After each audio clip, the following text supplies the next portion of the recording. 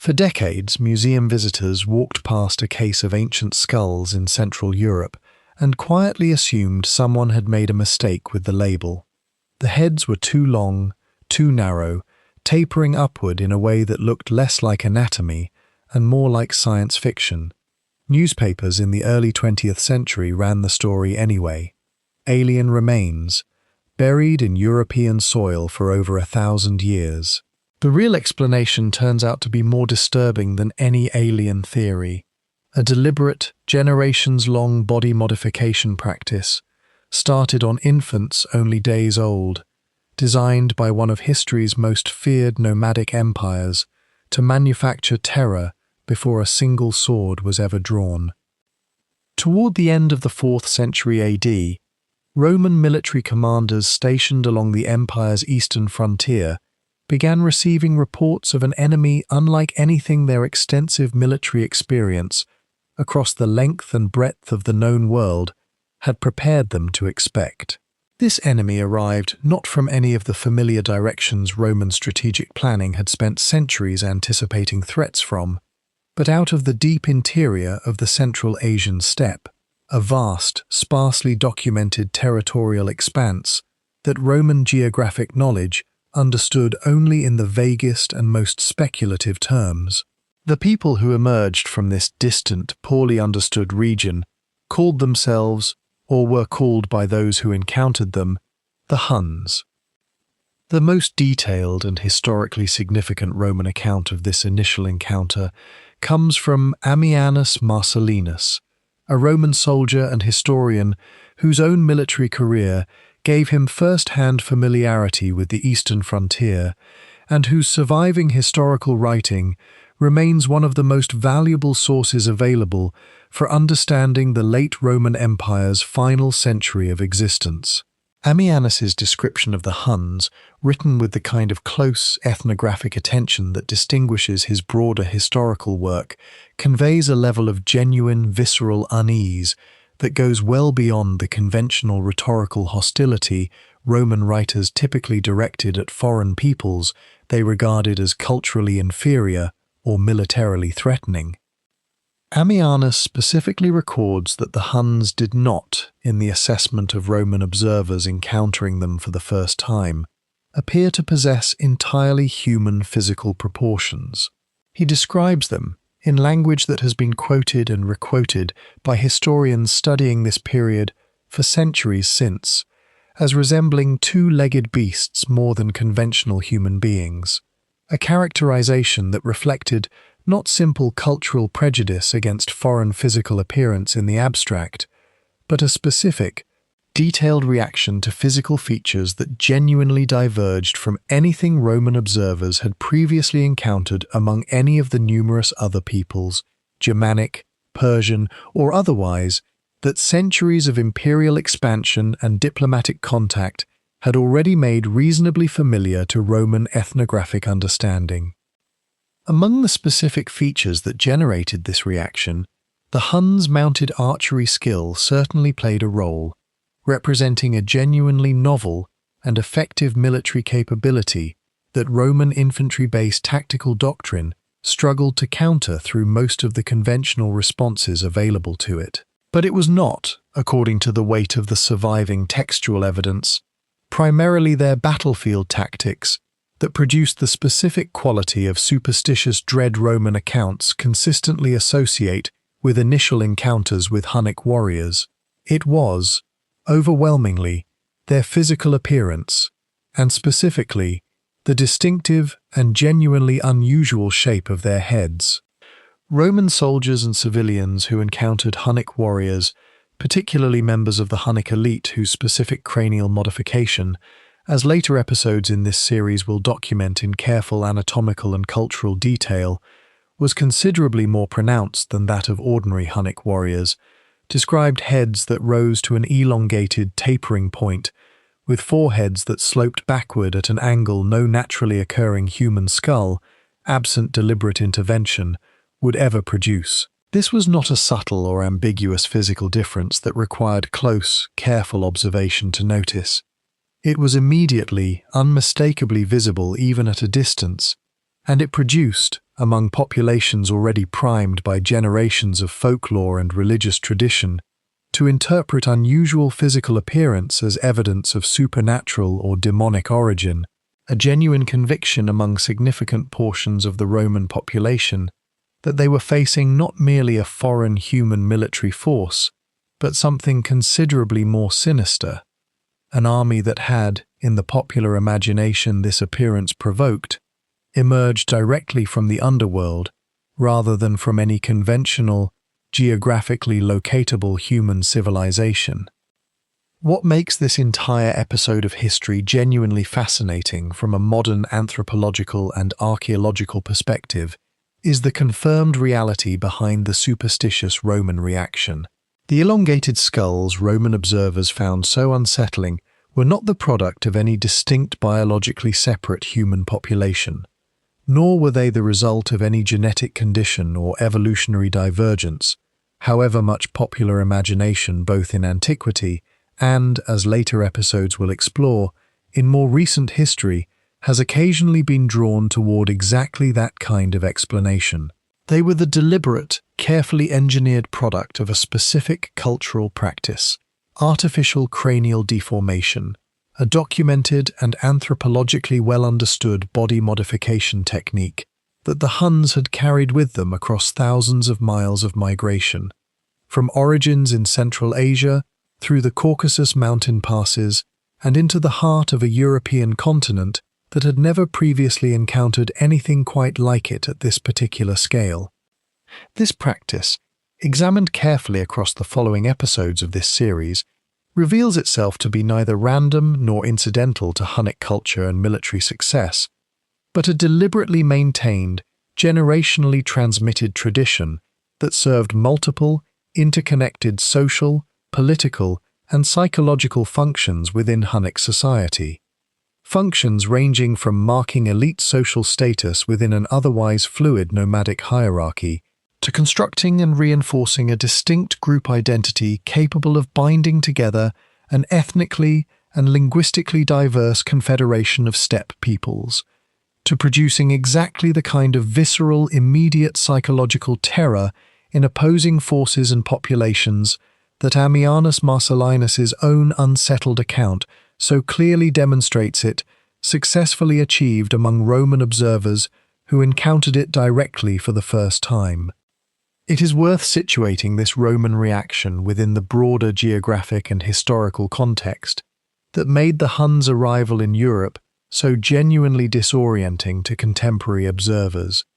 The Huns did not simply appear as one more Germanic tribal group pressing against an already familiar and well-understood frontier. They arrived from a direction and a cultural background that Roman ethnographic knowledge, built up over centuries of contact with Gauls, Britons, Germans, and various Middle Eastern and North African peoples, had almost no established framework for interpreting. Their language, their steppe pastoral economy built around mounted herding rather than settled agriculture,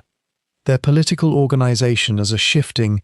loosely bound confederation of subject and allied peoples rather than a conventional kingdom with fixed territorial boundaries,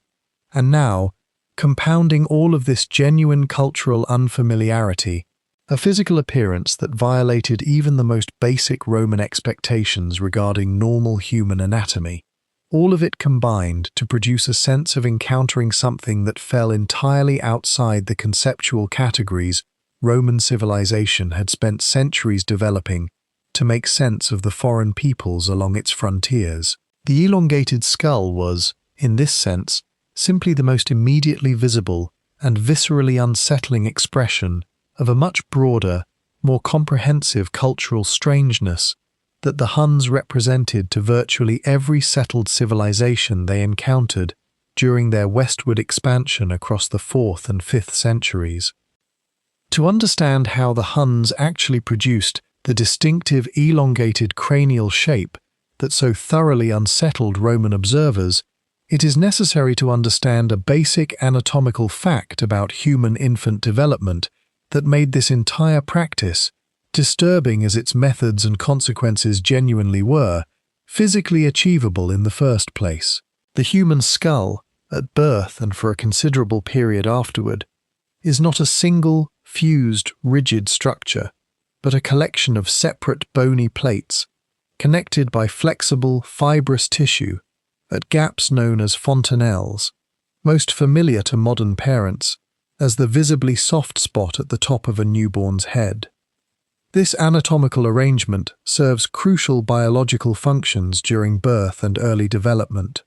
The flexibility of an infant's skull allows it to compress and change shape slightly during passage through the birth canal, and the continued presence of these unfused connections during the first year or more of life allows the skull to expand and accommodate the rapid brain growth that characterizes early infant development, growth that a fully fused, rigid adult-style skull structure would physically constrain in ways that could prove genuinely dangerous to normal neurological development. It was precisely this natural developmental flexibility that Hunnic cultural practice deliberately exploited, beginning the cranial modification process within days of an infant's birth, while the skull's constituent bones remained soft, mobile, and still in the process of gradually fusing into their eventual adult configuration. Waiting even a matter of months would have rendered the practice considerably less effective, since the skull's natural fusion process progressively reduces the tissue's malleability with each passing month of normal infant development. Archaeological and anthropological research studying recovered Hunnic-era skulls, combined with comparative ethnographic documentation of similar cranial modification practices among other cultures across different historical periods and geographic regions, has identified two primary technical methods through which this modification was most likely achieved, methods that likely operated in combination rather than as entirely separate, mutually exclusive techniques. The first method involved binding, in which caregivers wrapped tight fabric bands or cloth strips around an infant's forehead and the back of the skull, applying sustained, continuous pressure specifically calculated to constrain the skull's natural forward and lateral growth pattern. The second method, documented among various cultures practicing similar cranial modification across different historical periods, including several indigenous American traditions, that developed comparable practices entirely independently of any Hunnic or Central Asian cultural influence, involved cradle boarding, the use of rigid wooden boards or plates positioned against the front and back of an infant's skull, secured with cords or ties that could be progressively tightened over an extended period as the modification process continued.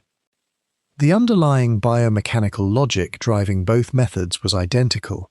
By constraining the skull's ability to expand in its natural forward and outward growth pattern,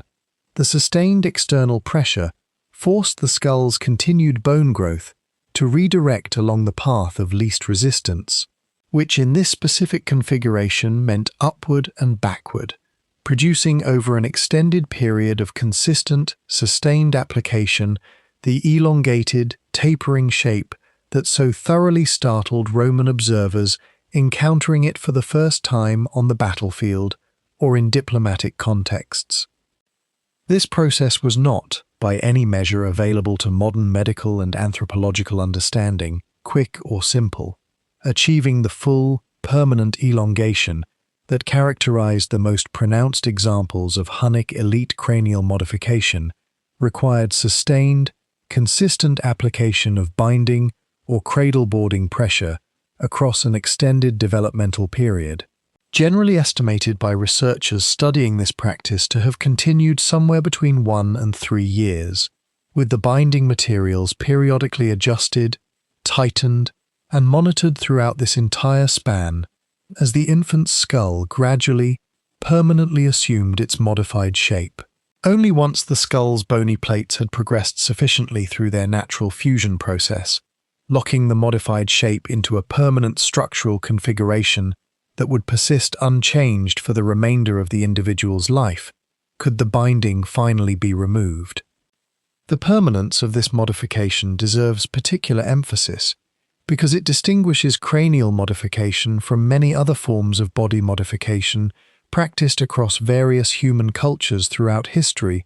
that remain, at least in principle, reversible or limited to soft tissue that continues changing throughout an individual's life. Once a Hunnic infant's skull had fully fused into its modified, elongated configuration, that shape represented a permanent, unchangeable feature of the individual's physical anatomy for the remainder of their natural life, visible and unmistakable in every social interaction, every diplomatic encounter, and, as later episodes will explore in detail, every subsequent battlefield engagement that individual would ever participate in.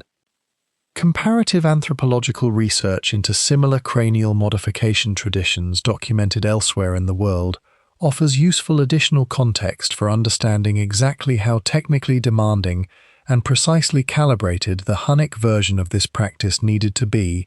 in order to produce the specific, dramatically elongated results that so distinguished Hunnic elite appearance from the more modest, rounder head-flattening or head-shaping traditions documented among various other cultures, including several well-studied examples from the Americas. Achieving the specific tapering, upward and backward elongation characteristic of Hunnic elite skulls required considerably more sustained, carefully calibrated pressure than the simpler flattening techniques some other cultures employed, and the technical knowledge required to apply this pressure consistently over an extended multi-year period, adjusting binding tightness and positioning as the infant's skull gradually changed shape, would have represented a genuinely specialized body of practical caregiving knowledge, passed down through direct instruction and hands-on practice from one generation of Hunnic mothers and caregivers to the next,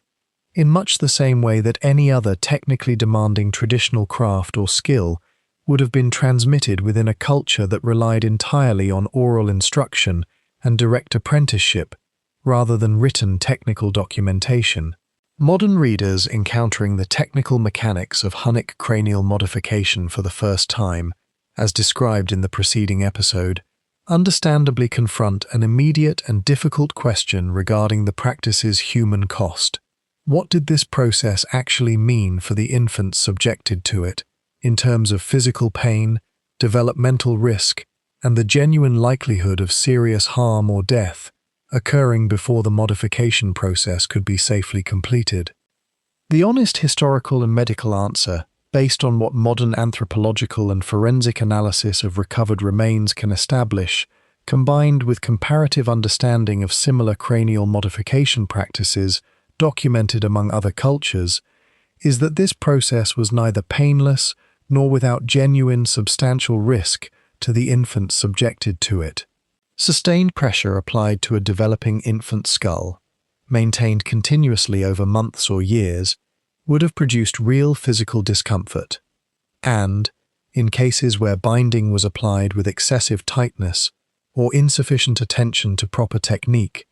genuine physical harm extending well beyond simple temporary discomfort.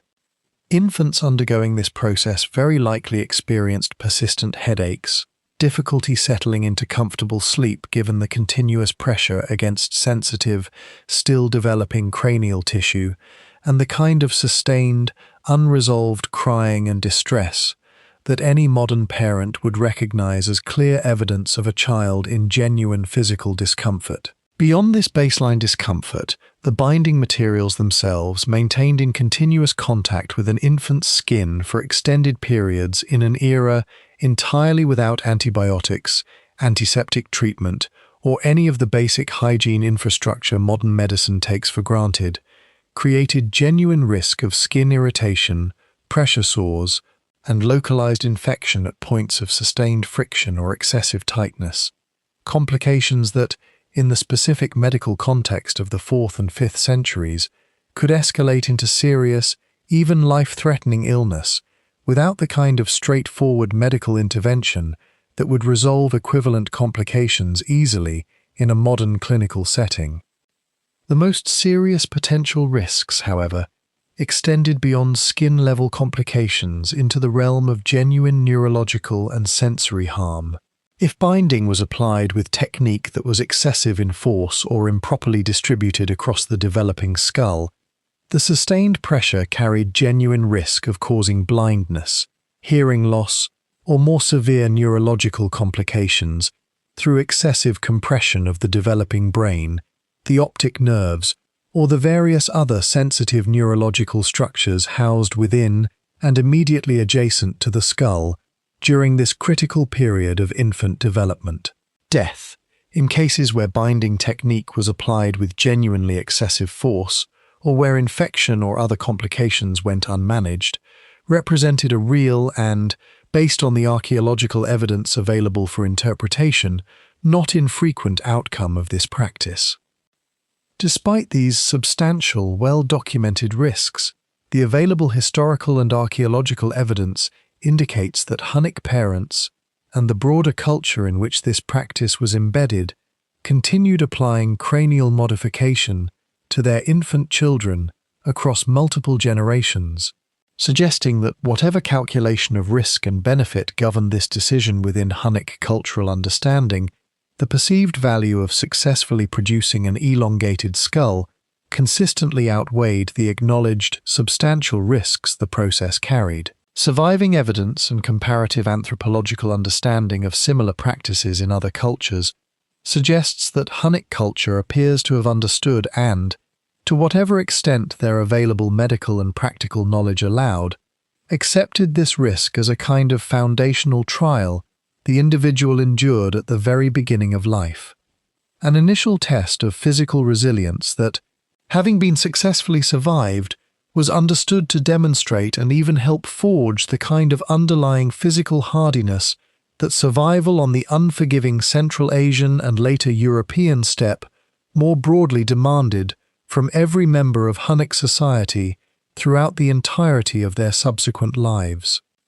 Modern skeletal analysis of recovered Hunnic-era remains provides some indirect, though necessarily incomplete, evidence regarding the practice's actual mortality and morbidity impact. Researchers studying infant and child mortality patterns in Hunnic-associated burial sites have generally found mortality rates consistent with the broadly elevated infant and child mortality that characterized virtually all pre-modern human populations, regardless of specific cultural practices, though isolating the specific contribution of cranial modification itself, as distinct from the many other serious health hazards infants and young children faced in this historical period, entirely independent of any deliberate body modification practice, remains genuinely difficult to establish with confidence from the archaeological record alone. What the surviving evidence does suggest, and what later episodes in this series will examine in greater anatomical and neurological detail, is that those individuals who did successfully survive the full multi-year modification process into adulthood showed no clear evidence, based on modern forensic and anthropological examination of recovered adult skeletal remains, of significant lasting cognitive impairment or reduced physical capability directly attributable to the cranial modification itself, a finding that, however surprising it may initially seem given the dramatic visible physical transformation the practice produced, aligns with what modern neuroscience understands regarding the brain's genuine developmental plasticity during exactly this early period of infant life, a topic the 8th episode of this series will explore in considerably greater scientific depth. It is worth reflecting, before moving forward into the broader social and military functions this practice served, on what the sheer persistence of this tradition across many generations actually tells us about how thoroughly it had become embedded within Hunnic cultural identity and values. A practice that carried this level of genuine, well-understood risk to infant survival and well-being, and that nonetheless continued being applied consistently across generation after generation of Hunnic elite families, was clearly not maintained through simple habit or unreflective custom. It required active, ongoing parental commitment, sustained over years of daily caregiving labor, undertaken by mothers and other caregivers who were, in every meaningful sense, choosing to accept substantial risk to their own children's health and survival, in service of a cultural value system that placed extraordinarily high priority on the specific social, political, and military benefits that a successfully modified skull could eventually provide. Understanding this practice requires resisting the temptation to view it simply as a curious historical footnote, and instead recognizing it as evidence of just how completely certain cultural priorities, status, group identity, and calculated psychological advantage over rivals and enemies could come to outweigh even the most fundamental parental instincts toward protecting a newborn child from unnecessary pain and risk. Ancient and late antique warfare depended, to a degree that modern readers accustomed to industrialized military technology sometimes underestimate, on psychological factors that operated well before, and often independently of, the actual physical clash of weapons and armor that popular imagination typically associates with historical battle. An army's reputation, appearance, and the specific fear it could instill in opposing forces before combat even began, frequently proved as militarily decisive as any tactical maneuver executed once fighting actually commenced. And it is within this broader context of psychological warfare as a genuine, calculated military tool that the Huns' distinctive elongated skulls achieved their full, deliberately exploited strategic significance. When Hunnic forces approached an opposing army, whether Roman legionary formations along the eastern frontier or the various Germanic and other peoples whose territories lay along the Huns' path of westward migration and conquest, the visual experience for defenders confronting this approaching force involved considerably more than simply observing a large body of mounted archers advancing at speed, itself, as established in earlier episodes, a genuinely formidable and tactically sophisticated military capability that few contemporary opposing forces possessed any fully effective countermeasure against. Defenders additionally confronted warriors whose physical appearance, particularly among the Hunnic elite whose cranial modification tended toward the most pronounced and visually striking configurations, diverged dramatically from anything their prior military experience or cultural expectations had prepared them to interpret as recognizably, straightforwardly human. The specific visual effect of pronounced cranial elongation, combined with the backward sloping forehead that the modification process characteristically produced, altered the apparent proportions of the warrior's entire head and face in ways that surviving Roman and other contemporary accounts consistently describe using language associated with height, menace, and non-human or supernatural appearance. Roman writers specifically noted that the elongated skull shape made Hunnic warriors appear taller and more physically imposing than their actual measured height would otherwise suggest, an optical and psychological effect produced by the vertical extension of the skull itself, creating an impression of overall greater stature that a simple, direct height measurement alone would not fully capture or explain. Beyond height, the specific reshaping of the forehead and the resulting alteration in how the eyes appeared to sit within the surrounding facial structure produced an effect that multiple surviving accounts specifically describe in terms evoking serpentine or reptilian imagery, descriptions of eyes that appeared to bulge or protrude in a manner opposing forces found genuinely unsettling, an effect produced by the cranial modification's alteration of the underlying bone structure supporting and surrounding the eye sockets themselves. For Roman soldiers whose broader cultural and religious framework included well-established beliefs regarding demons, supernatural entities, and various categories of non-human threat capable of assuming humanoid but subtly, disturbingly wrong physical form, this specific visual effect tapped directly into pre-existing cultural anxieties in ways that proved, based on the consistent testimony of surviving contemporary accounts, genuinely and measurably effective at undermining opposing morale before combat had even properly begun. Hunnic warriors and their broader military culture appear to have understood and actively reinforced this psychological effect,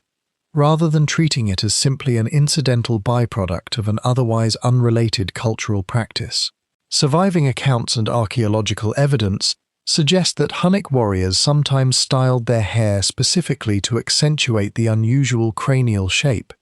gathering hair into configurations at the crown of the elongated skull that further exaggerated its already unusual proportions and visual impact when viewed by opposing forces from any meaningful distance. The practical military equipment Hunnic warriors wore, including helmets and other head coverings, was similarly adapted to accommodate and, in some documented cases, actively emphasize rather than conceal the distinctive underlying skull shape, suggesting a deliberate, culturally embedded strategy of maximizing the psychological impact this physical characteristic provided, rather than treating it as a purely incidental or unintentional consequence of an otherwise separate cultural tradition. The practical military value of this psychological effect should not be underestimated or dismissed as merely incidental to more conventional military factors like tactical skill, weapons technology, and mounted archery capability, all of which, considered independently, already gave Hunnic forces genuine and substantial advantages over many of the opposing forces they encountered throughout their westward migration and subsequent decades of military campaigning across Europe. Surviving accounts specifically describe instances in which smaller or less militarily prepared opposing groups, upon sighting approaching Hunnic forces and their unmistakable, unnerving physical appearance, chose to surrender or flee rather than risk direct military engagement, a psychological capitulation achieved before any actual combat had taken place, and one that historians studying ancient and late antique military psychology consistently identify as representing exactly the kind of genuine, measurable strategic value that deliberately cultivated fearsome physical appearance could provide to a military force operating within this particular historical and cultural context, where reputation, appearance, and psychological pressure functioned as genuine instruments of military strategy rather than merely incidental byproducts of unrelated cultural practice. This deliberate cultivation of psychological terror through physical appearance was not, it is worth noting, unique to the Huns within the broader sweep of ancient and medieval military history, though the specific mechanism of cranial modification represents an unusually extreme and permanent example of the broader pattern. Other ancient and medieval military cultures pursued comparable psychological objectives through less permanent means: elaborate helmet designs intended to exaggerate height and menace, deliberately terrifying war cries and battle songs, ritualized displays of ferocity before engagement, and various forms of temporary body decoration or painting specifically calculated to unsettle opposing forces before combat began. What distinguishes the Hunnic approach is the sheer permanence and totality of the commitment involved, rather than applying temporary decoration or behavior that could be adopted before a specific battle and set aside afterward. Hunnic elite families were embedding this psychological weapon directly and irreversibly into the physical body of their own children from the earliest days of infancy, ensuring that the intimidating effect would be present in every single interaction with foreign powers throughout that individual's entire adult life, whether on a battlefield, at a diplomatic negotiation, or during any other encounter where the visible marker of Hunnic elite identity and the psychological weight it carried might prove strategically useful.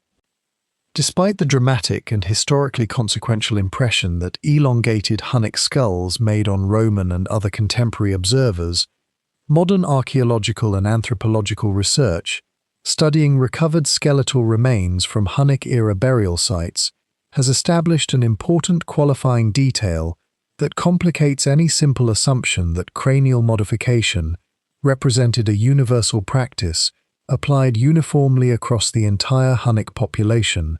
The evidence strongly suggests that pronounced, deliberate cranial modification was concentrated specifically among Hunnic elites,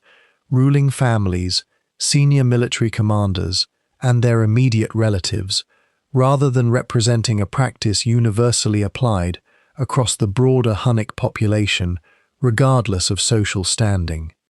This pattern, once identified and confirmed through systematic archaeological analysis of recovered burial sites across the broader Hunnic-influenced territory of Central and Eastern Europe, illuminates an important dimension of how cranial modification actually functioned within the broader structure of Hunnic society, one that extends beyond the purely military and psychological warfare applications examined in the previous episode into the realm of internal social organization, status signaling, and the maintenance of elite hierarchical distinction within a fundamentally nomadic culture that, unlike settled agricultural or urban civilizations, lacked many of the more conventional material markers of elite status, permanent architecture, elaborate fixed residences, or the kind of visible, stationary accumulated wealth that settled societies typically relied upon to distinguish ruling elites from the broader general population. Within this specific nomadic cultural context, in which mobility, portability, and the practical constraints of steppe pastoral life limited the extent to which conventional material wealth display could function as a reliable, permanently visible marker of elite status, a permanently modified, elongated skull offered something genuinely distinctive and practically valuable, a status marker that was, quite literally, inseparable from the individual's own body, immediately visible in every social interaction regardless of circumstance, and entirely incapable of being lost, stolen, borrowed, or otherwise transferred to someone of lower social standing in the way that portable wealth like gold, livestock, or fine textiles could potentially be redistributed, captured, or temporarily displayed by individuals whose actual underlying social position did not genuinely warrant the elevated status such display might otherwise suggest. Diplomatic and political interactions between Hunnic representatives and various other peoples, whether Roman officials engaged in tribute negotiations or the leaders of allied or subject Germanic peoples participating in the broader Hunnic confederation, would have benefited directly from this kind of immediately legible, unambiguous visual status marker. A foreign diplomat or military commander encountering a Hunnic delegation for the first time could, based purely on the visible degree and specific configuration of cranial modification present among the assembled Hunnic representatives, immediately and reliably identify which individuals held genuine senior authority within the Hunnic hierarchical structure and which occupied more subordinate positions, without requiring extended interaction, translated verbal explanation, or reliance on potentially unreliable claims regarding relative status and authority that language barriers or deliberate misrepresentation might otherwise complicate or distort. The specific degree of cranial elongation, and quite possibly the particular technical configuration achieved through the specific combination of binding and cradleboarding techniques employed, may have additionally carried more granular information regarding an individual's specific position within the broader Hunnic elite hierarchy, potentially distinguishing between different tiers of noble status, different specific ruling lineages within the broader confederation, or other socially significant distinctions that modern archaeological analysis, working from skeletal evidence alone, without the benefit of accompanying textual documentation from within Hunnic culture itself, cannot fully reconstruct with complete confidence. Though the pattern of variation researchers have documented across recovered elite burials strongly suggests that such finer status distinctions likely existed and were understood within the broader cultural context, even if their precise, specific meaning remains only partially recoverable through archaeological analysis alone. Regarding Attila himself, the most historically significant and famous Hunnic ruler, and the figure whose military campaigns brought both halves of the Roman Empire to the point of genuine existential crisis during his decades of rule, no surviving skeletal remains definitively identified as belonging to Attila personally have ever been recovered or confirmed. Since, as an earlier installment in this broader podcast series examining Attila's life and death has previously documented, his actual burial location remains one of history's most enduring and, to this day, entirely unsolved archaeological mysteries. Historians studying the broader pattern of Hunnic elite cranial modification, however, consider it overwhelmingly likely, based on Attila's position as supreme ruler of the entire Hunnic confederation and the consistent pattern the archaeological evidence establishes regarding modification intensity correlating directly with elite status, that Attila himself would have possessed cranial modification at the most pronounced, elaborate end of the documented spectrum, a detail that, while impossible to confirm directly given the absence of any recovered remains definitively attributable to him, aligns closely with everything the broader archaeological and historical record establishes regarding how this practice functioned as a marker of supreme authority within the specific society and historical period he so thoroughly and consequentially dominated. As Hunnic military and political power expanded westward across the late 4th and 5th centuries, subjugating and incorporating numerous Germanic peoples, including the Ostrogoths, the Gepids, and various other groups, into the broader Hunnic confederation through a combination of military conquest and negotiated political subordination, a genuinely unexpected cultural pattern emerged that historians and anthropologists studying this period have found particularly striking, precisely because it defies the more conventional, expected pattern of cultural relations between conquering and conquered peoples throughout much of documented human history. Conquered populations, across the broad sweep of historical experience documented in numerous other contexts throughout world history, frequently develop resentment and cultural resistance toward the specific practices, symbols, and cultural markers most closely associated with their conquerors, sometimes actively rejecting or avoiding adoption of conquering culture's distinctive practices as a form of preserved cultural identity and quiet resistance to complete political and cultural subordination. The archaeological evidence recovered from Germanic burial sites across the broader Central European region under Hunnic influence during this period reveals a genuinely different and, in the specific historical context, somewhat counterintuitive pattern. Rather than avoiding or rejecting the distinctive Hunnic practice of cranial modification, significant numbers of Germanic elite families appear to have actively adopted and applied this same practice to their own infant children, despite these same families existing as politically subordinate populations within a confederation dominated by the very Hunnic elite, whose cranial modification practice they were now choosing to voluntarily replicate. This pattern, confirmed through combined skeletal and genetic analysis of recovered remains from burial sites across modern Germany, Hungary, and surrounding regions, reveals skeletons carrying clear genetic markers indicating Germanic rather than Central Asian ancestral origin, yet displaying the same distinctive elongated, artificially modified cranial shape that characterized Hunnic elite burials specifically. Direct, unambiguous physical evidence that Germanic families were deliberately applying this originally Hunnic cultural practice to their own children, entirely independent of any genetic or ancestral connection to the Hunnic population whose practice they were adopting and replicating. The underlying social and political logic driving this pattern of cultural adoption becomes considerably clearer when understood within the broader context of exactly the kind of status signaling function cranial modification served within Hunnic society, as established in the preceding episode. Germanic elite families operating within a political confederation dominated by Hunnic authority had genuine practical incentive to visually align themselves and their children with the markers of elite status and authority that the dominant Hunnic power structure recognized and respected,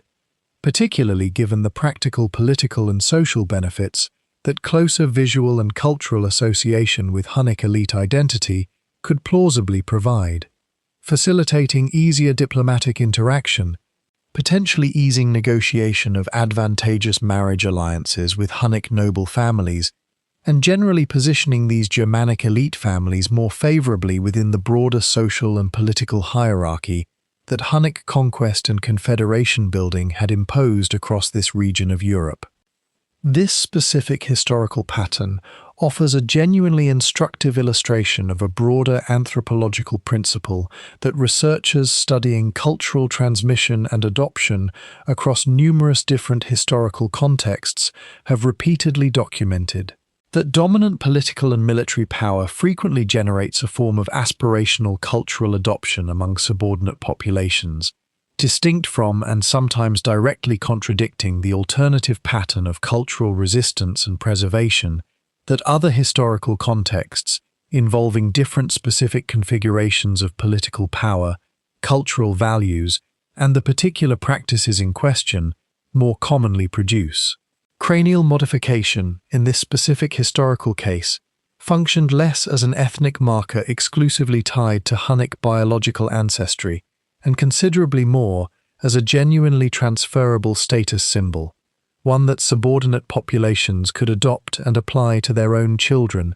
specifically to signal aspiration toward, or genuine achieved proximity to, the kind of elite social and political status that Hunnic authority had established as the dominant, socially recognized standard across this broader region and historical period. By the height of this cultural adoption pattern, cranial modification had become, according to the archaeological evidence researchers have recovered and analyzed, a genuinely widespread status marker across Central European elite society more broadly, extending considerably beyond strictly Hunnic populations to encompass numerous Germanic and other elite families who had never possessed any genetic or ancestral connection to Central Asia, but who had nonetheless embraced this originally foreign cultural practice as a locally meaningful, socially significant marker of their own elevated position within the broader political and social hierarchy that Hunnic conquest and subsequent confederation building had established across this specific region during this particular, historically consequential period of late antique Central European history. This pattern of aspirational adoption offers a useful comparative lens for understanding similar dynamics that have recurred throughout later human history whenever a militarily and politically dominant power has established itself over a diverse collection of subordinate peoples. Researchers studying comparable phenomena in other historical contexts, for instance, the adoption of Roman dress, language, and cultural practices among conquered provincial elites throughout the Roman Empire's long history of territorial expansion, or the adoption of Mongol dress and court practices among various conquered peoples during the height of the Mongol Empire's later medieval expansion, have consistently identified this same underlying pattern. Subordinate elites, seeking to maintain or improve their own relative social and political standing within a political order they cannot realistically overturn through direct resistance, frequently find it more advantageous to align themselves visibly and culturally with the markers of the dominant power's own elite identity, rather than clinging to older, now politically disadvantaged markers of their own distinct, subordinated cultural tradition. The Germanic adoption of Hunnic cranial modification stands as one of the more physically dramatic and permanently visible examples of this broader, recurring historical pattern, precisely because the specific marker being adopted required embedding into the body of an entirely new generation of children who would themselves have to live with the practice's permanent physical consequences for the remainder of their lives, regardless of how the broader political fortunes of the Hunnic Confederation itself might eventually change. A significant and, to many readers encountering this history for the first time, genuinely surprising detail regarding the practice of Hunnic-era cranial modification involves the specific gender distribution of recovered archaeological evidence, rather than representing a practice concentrated primarily or exclusively among male warriors, as the earlier episode's emphasis on battlefield psychological warfare applications might initially suggest. Systematic archaeological analysis of recovered burial sites has established that a substantial proportion, and in several specific documented excavation sites, an outright majority, of confirmed cranial modification cases belong to female individuals, particularly women, identified through accompanying grave goods and burial context as occupying elite social status within their respective communities. This finding requires a meaningful expansion of how historians and anthropologists understand the practice's broader social function within Hunnic and Hunnic-influenced Germanic culture, moving beyond the purely military and psychological warfare applications examined in earlier episodes to encompass equally significant, and in the specific archaeological record equally well documented, applications related to beauty standards, marriage diplomacy, and the broader construction of elite feminine identity within this particular historical and cultural context. Within Hunnic and Hunnic-influenced elite culture, based on the pattern the archaeological evidence establishes, an elongated cranial shape appears to have functioned as a recognized and highly valued standard of feminine beauty and social distinction, comparable in its cultural function, though obviously distinct in its specific physical manifestation, to numerous other historically documented beauty standards that various cultures across different periods and regions have developed and enforced through various forms of deliberate body modification, practices ranging from foot binding in imperial China to neck elongation through ring stacking, documented among certain communities in Southeast Asia and parts of Africa, each reflecting culturally specific conceptions of feminine beauty, status, and social distinction that, whatever their specific physical mechanism and cultural context, share the common underlying feature of deliberate, often physically demanding or uncomfortable body modification undertaken specifically to achieve locally valued standards of appearance and social status.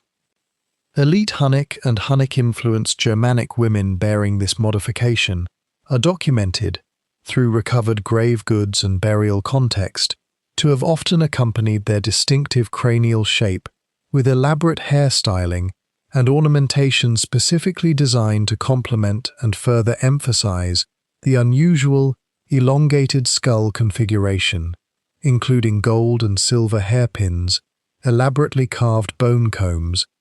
and other decorative hair accessories crafted with apparent specific attention to how they would interact visually with the distinctive underlying cranial shape, suggesting a genuine, culturally embedded aesthetic tradition built specifically around complementing and enhancing this particular physical characteristic, rather than treating it as an isolated, purely functional status marker divorced from broader considerations of personal adornment and aesthetic presentation. Beyond its function as a marker of beauty and elite status within Hunnic and Germanic society more broadly, cranial modification among elite women additionally served a significant, well-documented diplomatic function directly connected to the broader political practice of marriage alliance, through which Hunnic rulers and allied Germanic elite families frequently arranged marriages between their own daughters and the rulers or senior nobility of other peoples, whether other components of the broader Hunnic confederation or entirely separate, independent political powers with whom diplomatic alliance was considered strategically valuable. A daughter bearing the visible, unmistakable marker of Hunnic or Hunnic-aligned elite identity, sent to marry into a foreign ruling house as part of exactly this kind of diplomatic marriage alliance, functioned as a permanent, physically embodied symbol of the broader political relationship the marriage was intended to establish and maintain, her very physical presence at the foreign court serving as constant, visible testament to the reach and continued relevance of Hunnic political influence extending into that specific foreign court and territory. One of the most striking and well-documented archaeological discoveries illustrating this specific diplomatic and status function involves a burial site excavated in the Bavaria region of modern Germany, where researchers recovered the skeletal remains of a woman displaying pronounced cranial modification, buried alongside an extraordinarily rich collection of gold jewelry and ornamental items totaling several kilograms in combined weight. A burial assemblage of a scale and material value that unambiguously confirms this individual's genuinely elevated social status and provides direct, tangible archaeological confirmation of the broader historical pattern this episode has described, that elite women, every bit as much as elite male warriors and rulers, participated in and benefited from the complex social, aesthetic, and diplomatic functions that cranial modification served within this particular late antique Central European cultural context. The prominence of women within the archaeological record of cranial modification also invites a broader reconsideration of how historians have traditionally framed Hunnic society and its relationship to power. Popular historical memory, shaped overwhelmingly by Roman military accounts and the subsequent focus of later historians on figures like Attila, has tended to present Hunnic history almost entirely through the lens of male warrior leadership and battlefield conquest. The archaeological evidence regarding cranial modification complicates this picture considerably, suggesting a society in which elite women held genuine, recognized social standing of their own, expressed through exactly the same durable, bodily embedded status marker that elite men carried, and in which women's roles as diplomatic instruments, status symbols, and carriers of dynastic prestige were not peripheral to Hunnic political culture, but were instead woven directly and permanently into the physical bodies of the daughters born into these elite families from the very earliest days of their infancy, long before anyone could have known what specific political or marital role that particular child might eventually be called upon to fulfill on behalf of her family's broader political ambitions. The most immediate and understandable question modern audiences encountering the practice of deliberate infant cranial modification tend to ask, once the basic historical and technical facts of the practice have been established, concerns its actual neurological consequences. Did the sustained, deliberate reshaping of an infant's developing skull cause lasting damage to the brain housed within it, whether in the form of reduced cognitive capacity, structural neurological abnormality, or other lasting impairment that might reasonably be expected to accompany such a dramatic, physically invasive alteration to the developing cranial structure surrounding and directly protecting the brain during its most critical period of early growth and development? This question has attracted genuine, sustained scientific attention from researchers working across neuroscience, physical anthropology, and forensic archaeology, who have applied increasingly sophisticated modern imaging and analytical techniques to recovered Hunnic era and related skeletal remains specifically to investigate exactly this question with the kind of rigorous, evidence-based methodology that speculation alone, however historically interesting, cannot adequately resolve. The foundational scientific principle that makes this entire practice physically achievable without necessarily producing the kind of severe cognitive impairment intuition might initially suggest involves a property of human brain development that neuroscientists term plasticity, the developing infant brain's substantial capacity to adapt its physical growth, pattern and structural configuration in response to the specific physical constraints and available space provided by its surrounding cranial structure, without this adaptation necessarily entailing any corresponding reduction in the brain's total functional volume,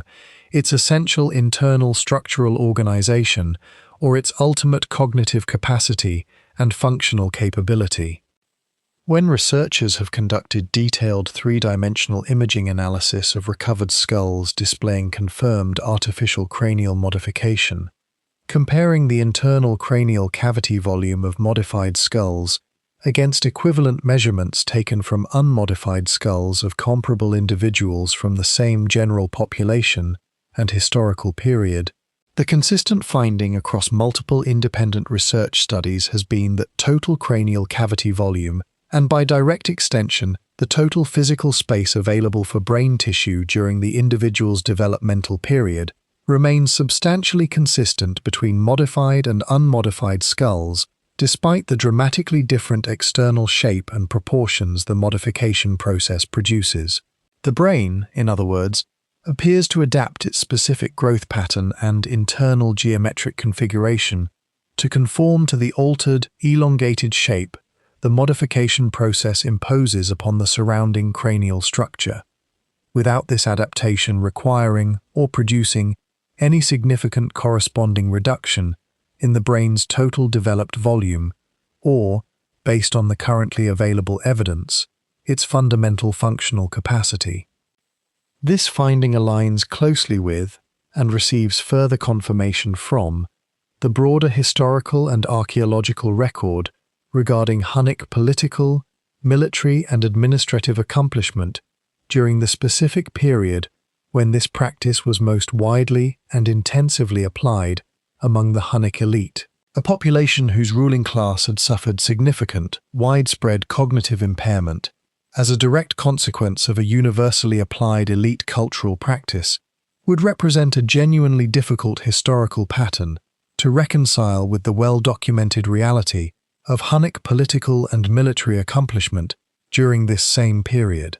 The construction and effective administration of an ethnically diverse, multinational confederation spanning a substantial portion of the European continent, the sophisticated diplomatic and tribute extraction relationships successfully maintained and enforced against both halves of the Roman Empire over multiple decades, and the coordinated, strategically sophisticated military campaigns that repeatedly demonstrated tactical and strategic planning capability of a caliber that few, if any, contemporary military and political forces, Roman or otherwise, could reliably match or effectively counter. This is not to suggest that the practice carried no genuine physical costs or health consequences whatsoever for the individuals who underwent it, a suggestion the third episode of this series has already directly and explicitly contradicted through its detailed examination of the substantial pain, discomfort, and genuine medical risk the modification process demonstrably carried, particularly during the actual period of active binding or cradleboarding application in early infancy. Researchers studying this question have identified some evidence, though it remains somewhat more provisional and less definitively established than the core finding regarding preserved cognitive capacity and brain volume, suggesting that individuals bearing more pronounced cranial modification may have experienced elevated rates of chronic headache and migraine across their subsequent adult lives, potentially resulting from subtle, lasting alterations in skull structure affecting blood vessel pathways or nerve pathways in ways that, while insufficient to produce the kind of severe cognitive impairment popular intuition might initially expect, nonetheless represented a genuine, lasting physical cost that individuals bearing this modification likely carried with them throughout their entire subsequent adult lives, a permanent physical legacy of a modification process undertaken during the earliest, most vulnerable period of their infant development, long before they themselves could possibly have any voice or say whatsoever in whether this particular, permanently life-altering cultural practice would be applied to their own developing body. When European archaeologists first began systematically excavating burial sites containing confirmed examples of Hunnic-era artificial cranial modification, particularly during the early decades of the 20th century, when the specific scientific and anthropological methodology necessary to properly identify,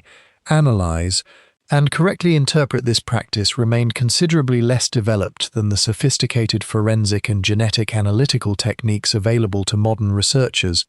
These discoveries generated exactly the kind of sensationalized public reaction and misinformed speculation that unusual, poorly understood archaeological findings have repeatedly produced throughout the broader history of the discipline. Newspapers and popular publications covering these early 20th century archaeological discoveries frequently framed the unusual, dramatically elongated skulls in deliberately sensationalized terms specifically calculated to attract maximum public attention and readership, with some publications explicitly suggesting these represented the remains of extraterrestrial beings or evidence of some entirely separate, biologically distinct human or human-like species whose evolutionary lineage had somehow diverged from conventional Homo sapiens development at some unspecified point in the deep evolutionary past. These theories, however lacking in genuine scientific foundation or methodological rigor, found a receptive popular audience precisely because the physical evidence itself, skulls whose proportions genuinely did diverge dramatically from typical unmodified human cranial structure, provided exactly the kind of visually striking, immediately startling physical evidence that pseudo-scientific and sensationalized theorizing has repeatedly proven skilled at exploiting throughout the broader history of archaeological discovery and its frequently troubled relationship with responsible, accurate popular science communication and reporting. Various specific theories proliferated across popular publications and, in subsequent decades, across the broader ecosystem of alternative history and pseudo-archaeological media that developed alongside and increasingly independent of legitimate academic archaeological research, including suggestions that ancient extraterrestrial visitors had directly interbred with or otherwise influenced early human populations in ways that produced these unusual skull formations, and alternative suggestions proposing that the elongated skulls represented physical evidence of some kind of separate, more advanced ancient human civilization or evolutionary branch, whose knowledge and biological distinctiveness had subsequently been lost to conventional historical and scientific understanding. The genuine scientific resolution of these competing, sensationalized theoretical claims required the kind of patient, methodologically rigorous archaeological and genetic research that legitimate academic anthropology and archaeology, operating according to established scientific standards of evidence and peer review, ultimately provided across subsequent decades of continued research into this question. Ancient DNA analysis, applying genetic sequencing techniques that simply did not exist and could not have been applied during the early 20th century period, when the more sensationalized alien and separate species theories initially proliferated, has conclusively and repeatedly established that individuals bearing artificially modified, elongated skulls possess entirely conventional human genetic ancestry, tracing directly and unambiguously to either Central Asian or, as the 6th episode of this series has already documented in detail, European Germanic population origins, with absolutely no genetic evidence whatsoever supporting any suggestion of extraterrestrial origin, interbreeding, or genuinely separate evolutionary lineage distinct from conventional Homo sapiens development. Complementing this genetic evidence, detailed anatomical and forensic analysis of the recovered skulls themselves has conclusively documented the specific, identifiable physical signatures that artificial, externally applied cranial modification characteristically produces and leaves behind in the bone structure itself. Evidence including specific patterns of bone remodeling, characteristic pressure point markings corresponding precisely to where binding materials or cradleboard structures would have made sustained, direct contact with the developing skull, and other detailed anatomical indicators that forensic anthropologists, specializing in this specific area of research, can now reliably identify and distinguish from any hypothetical natural or evolutionary explanation for the observed cranial elongation, providing the kind of direct, physically grounded evidence that definitively confirms deliberate, culturally embedded human intervention as the accurate, scientifically established explanation for this phenomenon, rather than any of the more sensationalized alternative theories that had previously circulated in the absence of this more detailed and methodologically rigorous scientific analysis. This resolution places Hunnic-era cranial modification firmly and appropriately within the broader, well-documented category of intentional human body modification practices that anthropologists have identified and studied across numerous different cultures, historical periods, and geographic regions throughout the full breadth of documented human history, a category that includes, among numerous other well-documented examples, the practice of foot binding historically documented in Imperial China, various forms of deliberate scarification and tattooing practiced across numerous African, Pacific Islander, and indigenous American cultural traditions, and, significantly, entirely independent traditions of cranial modification developed and practiced by various indigenous American cultures with no plausible historical connection whatsoever to the separate, independently developed Central Asian and Hunnic tradition this series has focused on throughout its preceding episodes. A pattern of independent, convergent cultural development that anthropologists studying body modification across world cultures find genuinely significant, since it demonstrates that the underlying human impulse toward deliberate, culturally meaningful body modification for purposes of status signaling, aesthetic preference, and group identity construction represents a recurring, independently emerging pattern across numerous unconnected human societies and historical periods, rather than reflecting any single point of cultural origin or transmission, connecting these otherwise entirely separate and historically unrelated cultural traditions. The broader lesson this scientific resolution offers extends beyond the specific case of Hunnic cranial modification into a more general observation about how modern audiences should approach unusual or startling archaeological discoveries more generally. The gap between an initial sensationalized public reaction to an unusual physical finding and the eventual, carefully established scientific explanation that legitimate research ultimately provides is rarely instantaneous, and it frequently requires decades of patient, methodical work, improved excavation techniques, comparative analysis across multiple sites, and eventually genetic technology that simply did not exist when the original discoveries were first made, before the full, accurate picture can be established with genuine scientific confidence. The elongated Hunnic skulls, once treated in popular media as evidence of visitors from beyond our own planet, now stand instead as a genuinely remarkable and well-documented testament to human cultural ingenuity. However disturbing certain aspects of that ingenuity may appear when viewed through a modern lens, and to the lengths an ancient, sophisticated nomadic empire was willing to go in order to construct and project an image of power, distinction, and calculated terror across the length and breadth of the late antique world it so thoroughly reshaped. The practice of deliberate elite cranial modification reached its documented historical peak during the mid-5th century AD, coinciding directly with the reign of Attila, the most powerful and historically consequential ruler the Hunnic Confederation ever produced,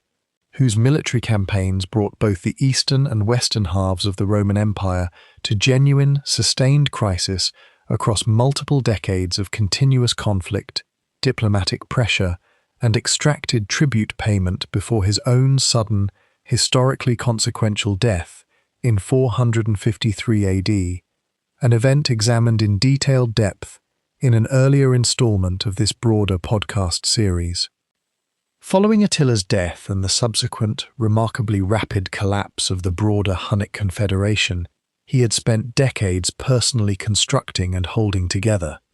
A collapse this series' earlier examination of his death has already documented occurred within approximately 16 years of his passing, as the Confederation's various constituent peoples fragmented into independent successor groups following a succession crisis among Attila's numerous competing heirs.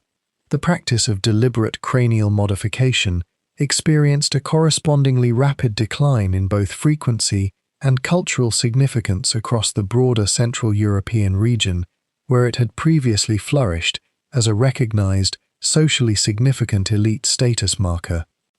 This decline reflects, in its own way, the broader pattern established in earlier episodes regarding how thoroughly the practice's social significance had become bound up with and dependent upon the specific political and social hierarchy that Hunnic dominance had established across this region during the height of the Confederation's power. Once that specific political and social structure collapsed, and the practical incentives that had previously motivated Germanic and other elite families to adopt this originally Hunnic practice as a marker of aspiration toward or achieved proximity to Hunnic-aligned elite status correspondingly disappeared, the practice itself lost much of its previous social and political meaning and utility, and within a matter of decades following the broader Hunnic Confederation's collapse, deliberate cranial modification had largely disappeared as a significant, widely practiced cultural tradition across the European continent, surviving only in occasional, isolated instances rather than continuing as the widespread elite cultural marker it had represented during the Confederation's height. What did not disappear, however, and what historians studying the broader cultural and folkloric legacy of this period have identified as one of the practice's most enduring, if considerably less historically precise legacies, was the deep cultural memory and folkloric tradition regarding the unsettling, unnatural physical appearance that cranial modification had produced among Hunnic warriors and elites during the height of their military and political dominance across the European continent. Historians and folklorists studying the development of European legend and mythology across the subsequent medieval period have proposed, with what many researchers consider genuinely persuasive supporting evidence, that the specific, distinctively unnatural, elongated skull shape historically associated with Hunnic warriors likely contributed directly to the development and specific physical characterization of various monstrous, demonic, and otherwise supernatural figures that subsequently populated European folklore and legend across the following centuries, figures including ogres, various categories of demon, and other malevolent supernatural beings whose folkloric physical description frequently emphasizes exactly the kind of unnaturally elongated, distorted head shape that historical Hunnic cranial modification had actually demonstrably produced among real, historically documented human individuals encountered by generations of medieval Europeans' more immediate historical ancestors and predecessors. This proposed connection between historical memory of genuine Hunnic physical appearance and subsequent European folkloric tradition regarding monstrous, demonic figures offers a genuinely compelling illustration of a broader historical and anthropological principle worth emphasizing as this series concludes its detailed examination of this particular historical practice. That genuine historical trauma, genuine historical fear, and genuine historical encounter with unfamiliar, unsettling physical and cultural difference frequently persist within collective cultural memory, considerably longer than the specific, precise historical facts and context that originally generated that fear and cultural memory in the first place, gradually transforming across subsequent generations of retelling and cultural transmission into the kind of more generalized, mythologized folkloric tradition that, while no longer directly connected in most people's conscious understanding to any specific, identifiable historical origin, nonetheless carries forward genuine echoes and traces of real historical experience and encounter. The deeper, broader lesson this entire examination of Hunnic cranial modification offers, considered across the full span of the 10 episodes this series has devoted to exploring its various dimensions: technical, social, military, medical, and folkloric, concerns something genuinely significant about the relationship between physical appearance, deliberate cultural practice, and the specific human capacity to inspire fear and psychological dominance through calculated, deliberately cultivated physical difference, rather than through weapons or conventional military technology alone. The Huns, whatever the ultimately more mundane and comprehensible anthropological reality behind their genuinely unusual physical appearance, understood something about the strategic and psychological value of appearing genuinely, unsettlingly different from their enemies and neighbors, and they were willing, as a matter of deliberate, generationally sustained cultural practice, to inflict genuine physical discomfort and real medical risk upon their own infant children, specifically to achieve and maintain that calculated difference across successive generations. In this sense, the elongated skulls that so thoroughly terrified Roman soldiers standing watch along the eastern frontier, and that continued echoing centuries later through medieval European folklore about ogres and demons, represent something considerably more historically and anthropologically significant than a simple curiosity of ancient body modification practice. They represent a genuine, deliberately engineered weapon, one whose primary battlefield was not the physical clash of arms at all, but rather the human mind's own deep-seated, evolutionarily rooted fear of encountering something that looks disturbingly, unmistakably wrong. Perhaps the most fitting way to close this examination is to recognize the full arc this story has traveled, from a Roman soldier's genuine terror on a 4th century frontier, through a millennium and a half of gradually fading historical memory, into 20th century tabloid speculation about visitors from beyond the stars, and finally into the careful, methodical light of modern genetic and forensic science. Every step of that journey reflects the same underlying human tendency. Confronted with something that looks unmistakably wrong, we reach first for the most dramatic explanation available, whether demons, monsters, or aliens, before the slower, more patient work of actual investigation reveals the truth was, all along, something more human, and in its own way, more genuinely remarkable than any of the myths built up around it.